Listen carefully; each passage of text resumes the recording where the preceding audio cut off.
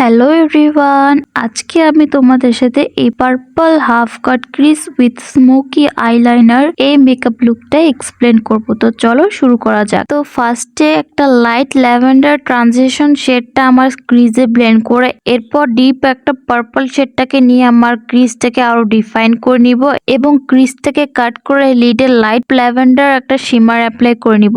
ল্যাশ লাইনেও same ক্রিজের eyeshadow গুলোকে smudge করে দিয়ে এরপর W7 এর আইলাইনারটা জাস্ট পাতলা করে লাইন করে এরপর টেকনিকের মাস্কারাটা অ্যাপ্লাই করে নিব।